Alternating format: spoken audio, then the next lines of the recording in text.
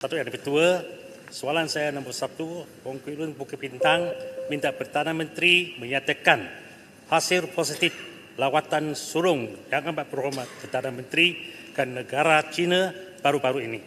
Dari segi ekonomi dan peluang pelaburan dan apakah manfaat yang rakyat Malaysia beroleh kelak. Terima kasih. Silakan Perdana Menteri. Terima kasih.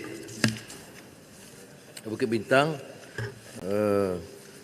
Alhamdulillah lawatan ke negara China mencatat kejayaan baik dan saya ambil kesempatan ini mengucapkan terima kasih kepada Presiden Xi Jinping, Perdana Menteri Li Qiang dan kerajaan China yang memberikan pengiktirafan sama ada memberi peluang ucap pertama di Forum Buau di Hainan dan juga program-program diatur di Beijing. Kita juga mengambil kesempatan umpamanya menandatangani 5 MOU di antara dua kerajaan disaksikan oleh Perdana Menteri Li Qiang dan saya. Dan ini untuk meningkatkan kerjasama ekonomi perdagangan, import dan ekspor bahan pertanian, pendidikan, makanan akuakultur dan usaha untuk meningkatkan kegunaan kelapa sawit dan import kelapa sawit. Kita tumpukan umpamanya penilaian program Belt and Road Initiative termasuk Twin Countries Twin Parks yang berpusat di Kuantan dan ECRL.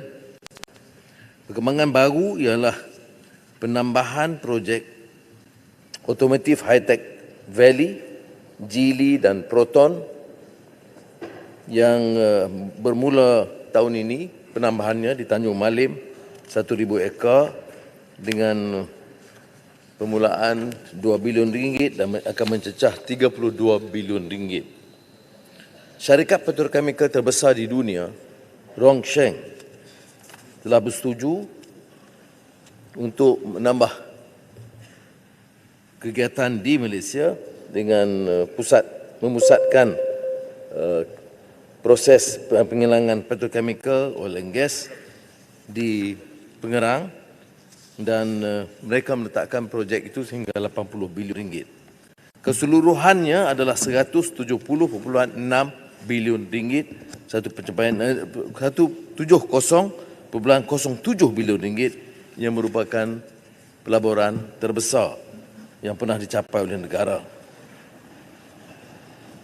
China juga memberikan ruang yang lebih baik, maka peningkatan nilai ekspor produk ke China adalah 2.44 bilion ringgit. Manfaat yang berikutnya adalah soal peluang pekerjaan.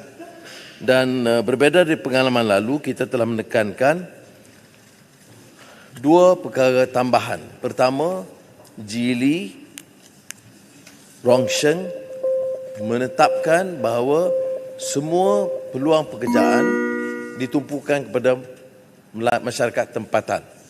Semua peluang perniagaan, susulan, sampingan dan lingkaran projek mereka juga dikendali oleh syarikat tempatan. Mereka hanya minta sekarang dan kita setuju pada prinsip meluluskan profesional yang tidak ada keupayaan di dalam negara.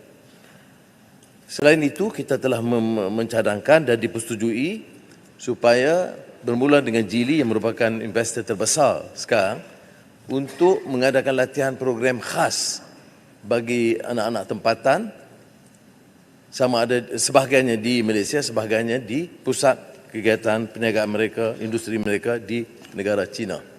Jadi harus ada latihan khas bagi mereka. Geely juga bersetuju untuk memulakan tahun ini dan saya ingat tindakan susulannya akan diadakan bulan depan di mana pengusinya akan hadir untuk menetapkan Malaysia sebagai pusat Geely bagi rantau Asia Pasifik. Jadi ini akan menyebabkan peluang pekerjaan kita, anak-anak kita akan jauh lebih bertambah daripada yang dijangka sebelum itu. Saya nak ucapkan setinggi tahniah kepada Yang Amat Berhormat Tambun di atas hasil lawatan ke negara China baru-baru ini yang dianggap cukup berjaya mengikut banyak laporan media. Khususnya dalam sektor pelaburan yang bercecah sehingga 170 bilion ringgit, satu angka yang cukup besar.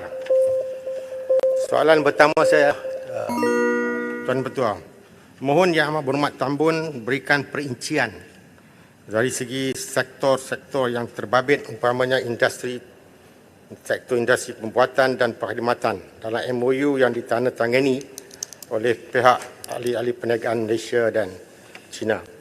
Saya maklum tadi disebutkan oleh Yang Amat Berhormat Tambun 32 bilion jili untuk proton dan 80 bilion untuk industri chemical dan gas di Pengerang. Jadi baki ada lagi 58 bilion. Tuan Yang Pertua, ahli-ahli perniagaan Malaysia dari pengalaman kita lah, memang seronok untuk menandatangani MOU di depan Perdana Menteri. Mohon Yang Amat Berhormat Tambun maklumkan apakah confidence level, keyakinan terhadap MOU yang berjumlah 19 semuanya yang akan diterjemahkan kepada pelaburan sebenar yang boleh direalisasikan. Saya juga membaca akhbar bahawa salah satu daripada sektor pelaburan yang akan dibawa ke sini ialah teknologi hijau dan ekonomi digital. Ada masalah untuk kami nak tanya PM macam ni. Okey, tak ada. Singkat. Okey, Cakap tu lagi lama. Kawan baru.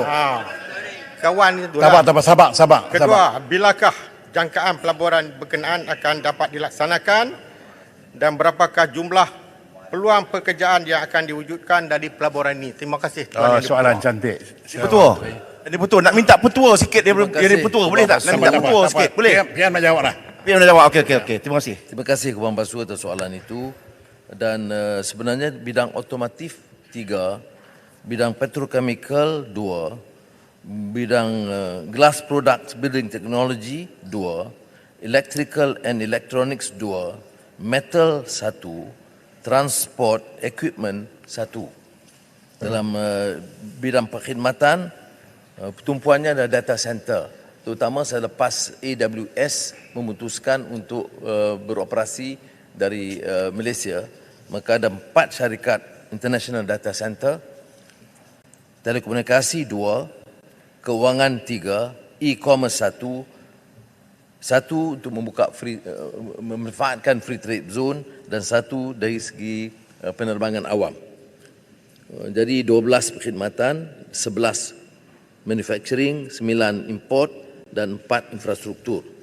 Kita berbeza daripada MOU biasa. Perdana Menteri Lee Chiang dan saya memutuskan supaya tidak melayani MOU. Ada 9 cadangan lain yang tidak diterima kerana tidak ada perancangan khusus pelaksanaan mulai tahun ini atau selewat-lewatnya akhir tahun ini. Jadi yang diputuskan ini adalah syarikat-syarikat yang telah diputuskan, kedua-duanya dipantau oleh kerajaan Malaysia di bawah MITI terutamanya, dan oleh kerajaan China di bawah pengawasan Perdana Menteri Lee Chiang, iaitu syarikat-syarikat yang akan melaksanakan akhir tahun ini atau selewat-lewatnya tahun depan.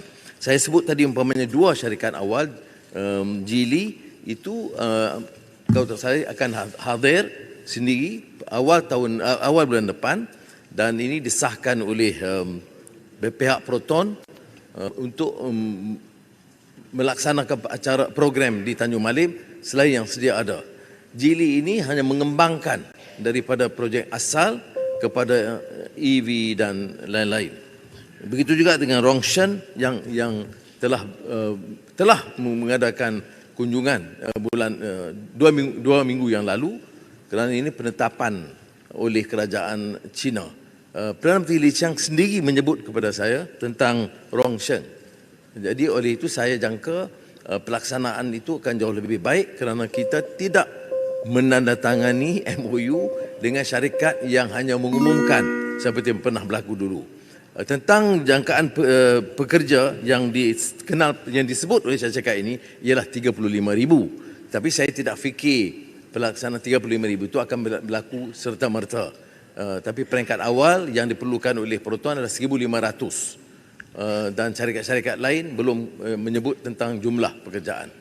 Tapi bila digabungkan semua, 35,000 orang bekerja. Sebab itu saya minta supaya syarikat ini pastikan pertama ambil anak-anak tempatan, keduanya menyediakan program latihan.